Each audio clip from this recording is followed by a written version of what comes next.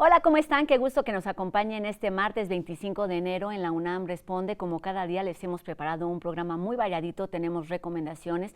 El día de hoy estaremos hablando además de cine y de libertad de expresión y además información en verdad de muy distintos ámbitos, así que vamos a comenzar con ella de una vez. Y bueno, comenzamos este programa de hoy reiterando parte de la información que les platicamos ayer sobre la Facultad de Ciencias y el servicio de pruebas PCR o de anticuerpos que lleva a cabo para diagnosticar la enfermedad de COVID-19 tanto en adultos como en niños. Está atendiendo a la comunidad universitaria y también a la sociedad en general ante la alta demanda de detección que se ha dado en los últimos meses y principalmente durante las últimas semanas en nuestro país. Los interesados pueden agendar cita a través del correo que está apareciendo en nuestra pantalla, es biosensor@ciencias.unam.mx. La cuota de recuperación para los universitarios es de 500 pesos y para el público en general tiene un costo de 700 pesos. Pero si ustedes requieren que el servicio sea a domicilio, el costo es de 1,500 pesos, que se pueden pagar a través de la página www.tienda.fciencias.unam.mx. Todos los datos están apareciendo en nuestra pantalla y a través, por supuesto, de la Facultad de Ciencias de nuestra universidad. Y bueno, por otro lado, este lunes la UNAM dio a conocer un comunicado sobre el nuevo ciclo escolar que comienza el 31 de enero. A través de este informe indica que tomando en cuenta la situación epidemiológica del país y el proceso de vacunación entre la población universitaria, se ha determinado que en las entidades académicas donde se estén llevando a cabo actividades presenciales con aforo definido, estas pueden continuar de la misma manera, evitando siempre aglomeraciones y permanencia excesiva de las personas al interior de los recintos. El uso de cubrebocas sigue siendo obligatorio en todos los espacios cerrados y se debe procurar la ventilación natural a través de ventanas y puertas. Las clases o actividades a distancia debido a la dispersión de contagios o al ausentismo por enfermedad o recuperación continuarán así en la medida que lo decidan los consejos técnicos de cada dependencia. Así que seguimos atentos a todas estas comunicaciones que se dan de forma periódica para la reactivación presencial de las actividades en nuestra casa de estudios, que no se ha detenido ni un solo momento. Y bueno, por último, queremos compartir con ustedes que el día de ayer se dieron cambios en la Coordinación de Difusión Cultural de nuestra universidad.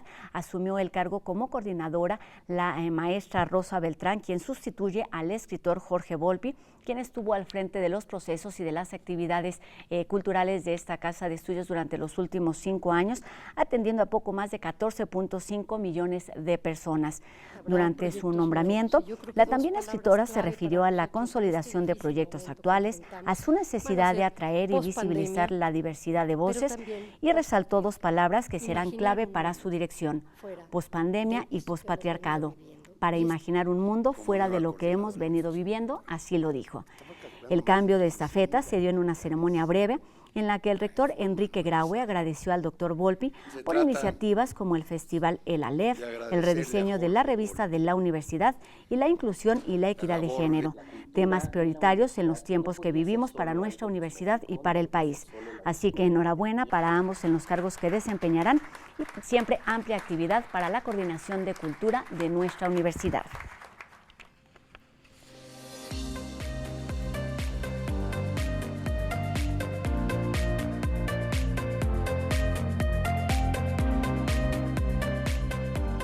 La libertad de expresión y el derecho a la información son garantías fundamentales que los estados deben proveer a sus habitantes y, por supuesto, a quienes se dedican al periodismo. Sabemos que durante los últimos años esta actividad ha sido considerada de riesgo en nuestro país e incluso se compara con otros países como Afganistán por desempeñar esta labor.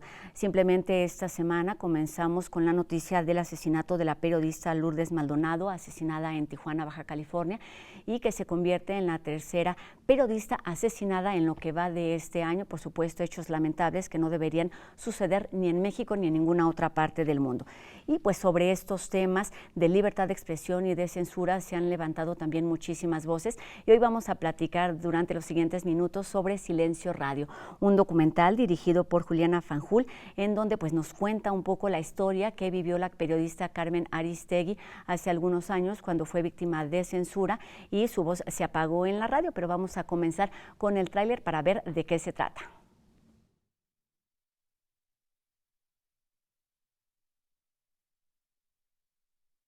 Estamos decidiendo reabrir nuestra transmisión para dar cuenta de una noticia trágica. Han asesinado a un gran colega, Javier Valdés, un periodista de excepción.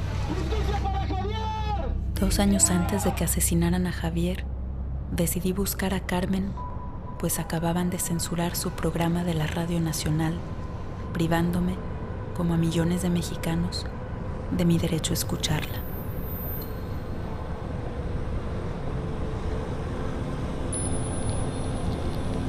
Había una vez un presidente de la República y unos periodistas que contaron su historia. La historia terminó en censura. No debería sentir miedo por hacer mi trabajo, por hacer periodismo en una democracia ideal. No merecía morir nadie por este trabajo. La corrupción que está enraizada en la clase política mexicana es tremenda. Lo más preocupado el gobierno de Enrique Peña Nieto por ganar las elecciones en el Estado de México que por gobernar a este país. Si es un gobernador que está relacionado con el narcotráfico, queremos saber por qué y cómo. Todo le han inventado. Por joder, por lastimar, por herir. ¿Y eso es lo que rompieron de la puerta? Sí. Miserables. Octavio Paz escribió que en los regímenes totalitarios la persecución comienza contra individuos aislados hasta que gradualmente alcanza a la totalidad.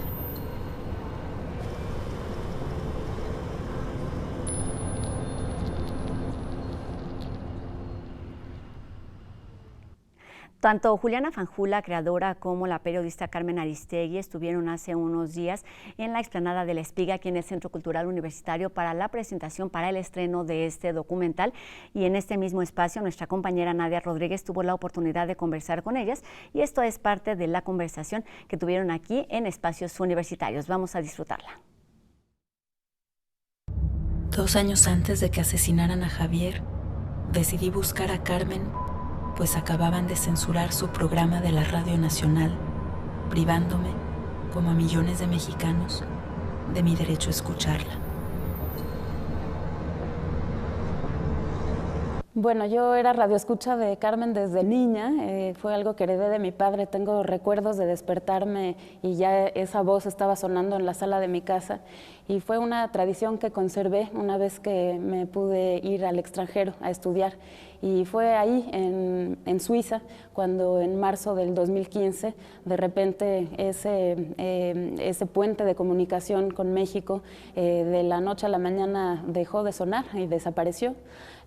A Carmen la habían censurado en otras ocasiones, y después de 2 o 3 días la volvíamos a escuchar, y empezaron a pasar los días y las semanas, y esa voz no regresaba. Y sin darme cuenta, comencé de una forma obsesiva a sentir mucha rabia por el tema y a comentarlo entre mis conocidos allá. Eran momentos críticos para México, con mucha violencia, ¿no? Meses atrás habían desaparecido los 43 estudiantes de Ayotzinapa. México vivía el regreso del PRI con Enrique Peña Nieto. Estaban asesinando a periodistas, a activistas, y fue de repente esa rabia que me hizo darme cuenta que era mejor transformarla en algo creativo, y fue así que decidí utilizar las herramientas del cine y solicitar el apoyo de una casa productora para venir a México, buscar a Carmen y solicitar su anuencia para filmar la historia. Empezar a filmar a Carmen implicó atravesar varios umbrales de confianza, aunque creo que fue su propio sentido de urgencia lo que ayudó a que me abriera la primera puerta. Urgencia por regresar al aire, a colmar ese silencio que nos ensordecía. Sin duda una oportunidad que una documentalista como Juliana pues haya cruzado su rabia con su tarea y su talento profesional para crear lo que hoy tenemos ya en las salas de México, que es Silencio Radio. Y para nosotros es una oportunidad también de que esta historia que nos ha tocado vivir quedara registrada, plasmada en esta herramienta tan poderosa que es un documental.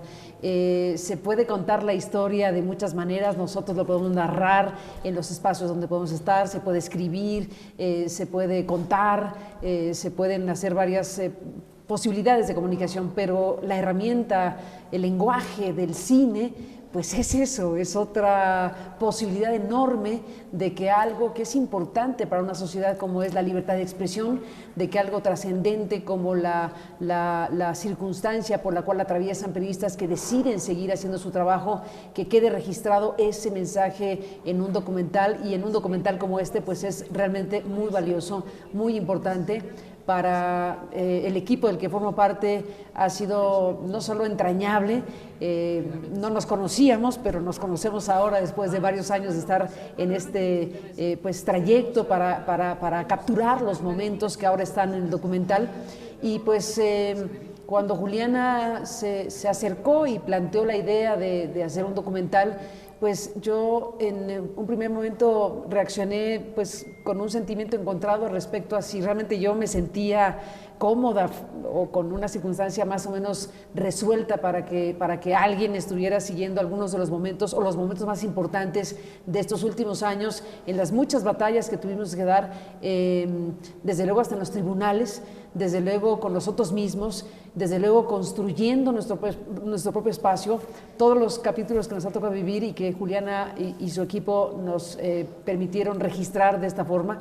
Bueno, no nos permitieron, ellos lo registraron porque el documental es absolutamente de Juliana y de este equipo, y nosotros somos periodistas que vimos, como lo dices, esto como una oportunidad, como un mensaje entrañable, digo yo, de personas como Juliana que decidieron trabajar, porque han trabajado muchísimo.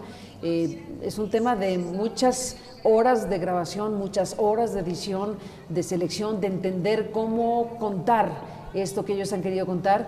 Y para nosotros como periodistas, te imaginarás lo que significa sentarte un día y ver en la pantalla grande un documental que habla de esta historia en donde estamos periodistas que sufrimos un golpe de censura, que sufrimos persecución, que sufrimos acoso judicial, que vivimos el allanamiento de nuestras instalaciones, que vivimos espionaje con Pegasus, nosotros, nuestras familias, el equipo, mi propio hijo, todo esto que ocurrió en los últimos años y que tenía, me parece, como propósito fundamental callarnos o intentar que este equipo de periodistas dejara de hacer su trabajo.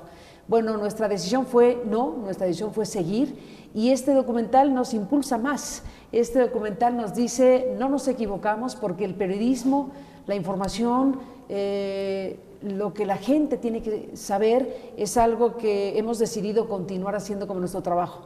Así que para nosotros Silencio Radio, este documental significa muchísimas cosas. Había una vez una Casa Blanca en un barrio lujoso de la Ciudad de México, en posesión de un presidente de la República y unos periodistas que contaron su historia. La historia terminó en censura. Pues sin duda un enorme sentimiento de responsabilidad conforme se fueron abriendo las diferentes puertas, digo yo, para ir accediendo cada vez más a las reuniones que tenían de trabajo, a los diferentes espacios, a los testimonios que nos fueron dando. Significaba que mi cámara iba captando y yo iba produciendo material por momentos totalmente confidencial, ¿no? Hay momentos en los que estamos adentro filmando el momento en el que se está investigando, por ejemplo, esa investigación sobre la tesis de Enrique Peña Nieto, el famoso plagio, y nosotros salimos ese día con el material, prácticamente la investigación en cámara, y faltaban semanas para que ellos continuaran su labor de terminar la investigación y poderla publicar. Entonces sentía yo una inmensa responsabilidad de estar teniendo ese material en mis manos y cuidarlo, porque cualquier evento atravesado en donde ese material pudiera caer en malas manos, pues hubiera significado poner en riesgo el trabajo del equipo periodístico y seguramente el final del documental, ¿no? Y de mi proyecto. Entonces, con ese enorme sentimiento de responsabilidad, de agradecimiento, también a la libertad que nos dejaron al trabajar.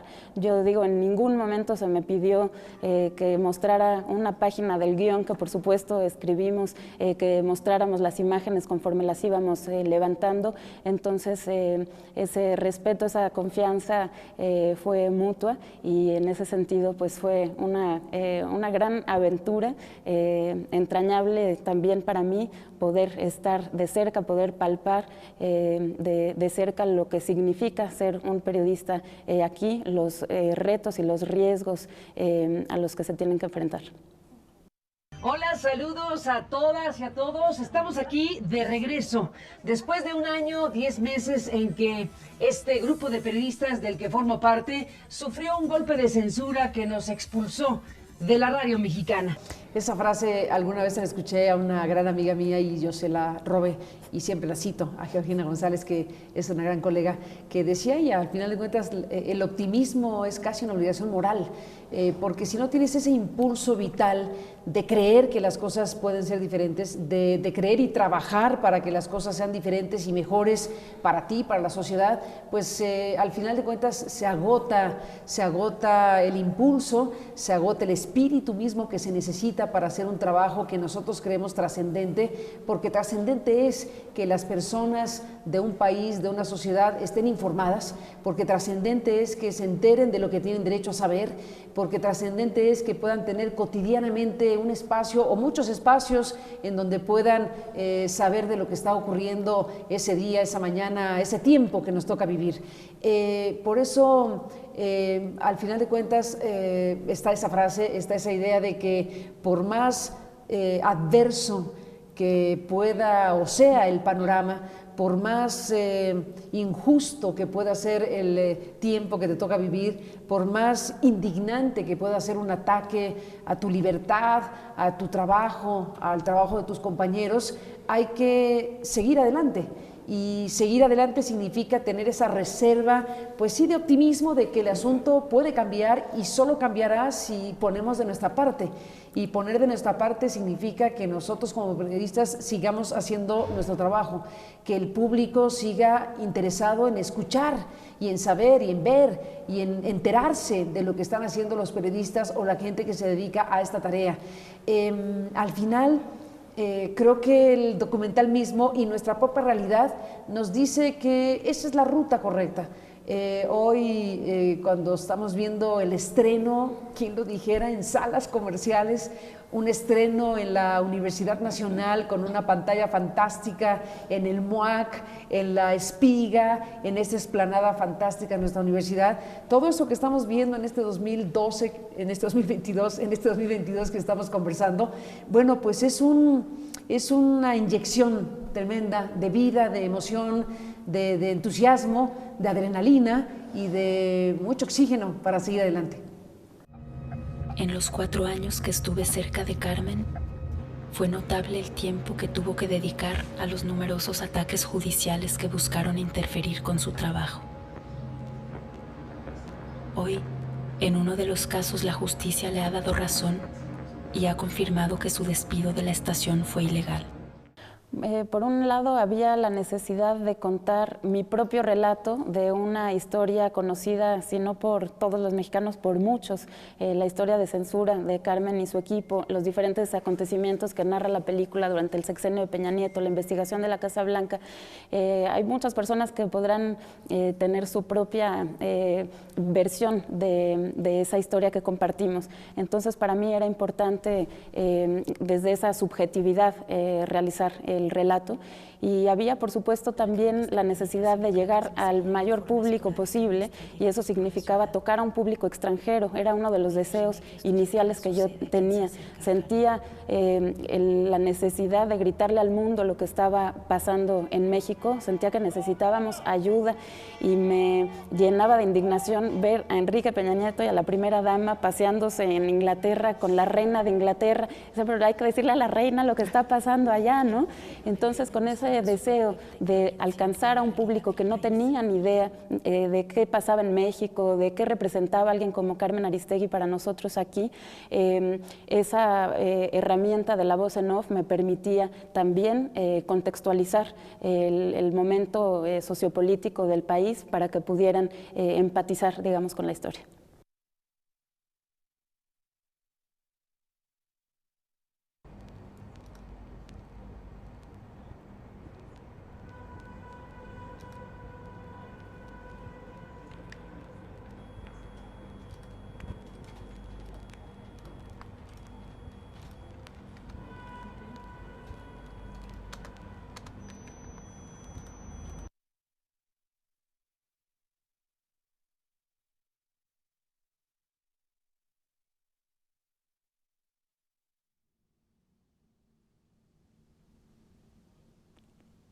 Muchísimas gracias a Nadia Rodríguez por las entrevistas, a Juliana Fanjul, directora, y a Carmen Aristegui, periodistas, quienes nos hablan justamente de este documental Silencio Radio, producido por Acá Films, Cactus Dogs y Artegios, que ya se exhibe desde el pasado 20 de enero en distintas salas comerciales. Siempre es importante hablar de distintos temas, de recabar la mayor información posible y generar nuestra propia opinión, como sucede en este caso sobre la libertad de expresión, que debe defenderse siempre a través de herramientas como el periodismo, el cine y la radio, y por supuesto todas las alternativas que estén a nuestro alrededor. Y bueno, vamos enseguida con Anel Pérez. Hoy es martes de Si leo no me encierro, y esta tarde nos habla sobre la 8ª edición del Seminario de Lectura, que para esta ocasión estará abordando temas como la lectura vinculada con la educación y además sobre los saberes de los pueblos originarios. Vamos contigo, Anel.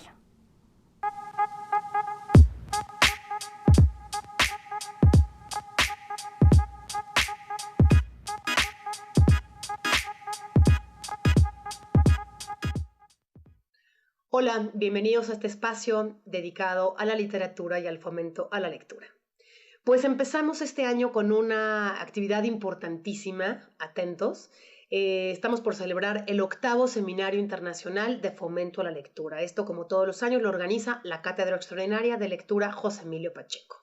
En esta edición, el seminario va a ser el espacio de visibilidad del trabajo de mediadores, gestores culturales y educadores, quienes de la mano de especialistas en el fomento a la lectura a nivel internacional han logrado concretar proyectos de lectura viables y accesibles para implementar en distintos contextos. Se suma este año la Fundación Germán Sánchez Ruy Pérez desde España, así que estamos muy entusiasmadas de empezar ya pronto. Vamos a tener 4 ejes de reflexión. 1, lectura y ciudadanización con la participación de Liana Yunes. 2, lectura y educación con Elisa Bonilla. 3, lectura y gestión cultural con José Antonio MacGregor. Y lectura y comunidades originarias con Mónica Zárate. Y la conferencia magistral la vamos a tener el viernes 28 de enero, nada menos y nada más que con Michelle Petit, reconocidísima investigadora francesa del fenómeno de la lectura y su función en la construcción y reconstrucción de las identidades. Así que bueno, ya estamos casi todos listas y listos para que abordemos distintas perspectivas sobre el poder de la lectura como acto creativo, sobre las posibilidades infinitas de los programas de fomento a la lectura y cómo construyen el yo y el nosotros para configurar diálogos plurales entre individuos, pero también desde distintas comunidades. Así que les invito a que conozcan el programa completo en la página de la Cátedra Pacheco y nos vemos la próxima semana aquí. Si leo, no me encierro.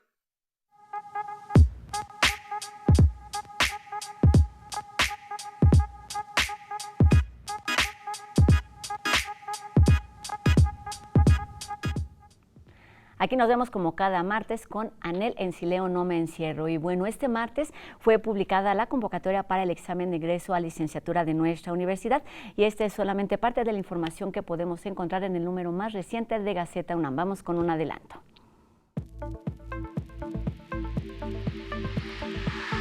¿Puedes vacunarte después de haberte contagiado de COVID-19? ¿Cuándo es lo recomendado y a qué se refiere el término long COVID? Estas y otras dudas que surgen conforme va avanzando la pandemia son resueltas en las primeras páginas de Gaceta UNAM por especialistas universitarios. La inequidad, la brecha digital y otras problemáticas que enfrenta la educación mundial son tema de reflexión en el marco del Día Internacional de la Educación, que se conmemora cada 24 de enero. Un egresado de la UNAM que forma parte del Centro Helmholtz de Berlín colabora en una celda solar que recibió un récord mundial por aprovechar de manera más eficiente la energía de la luz del sol.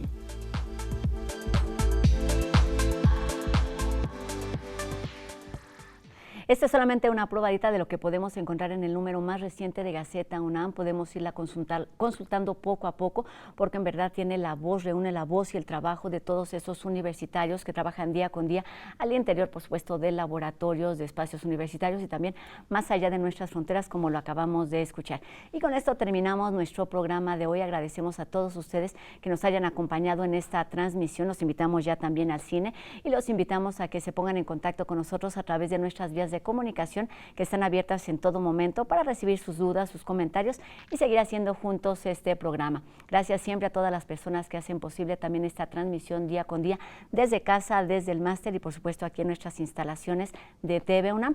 La cita, por supuesto, la invitación final es a que nos encontremos aquí el día de mañana en una emisión más de La UNAM Responde. Mi nombre es Rosa Brizuela. Nos vemos mañana a las 2:30 por TV UNAM. Adiós.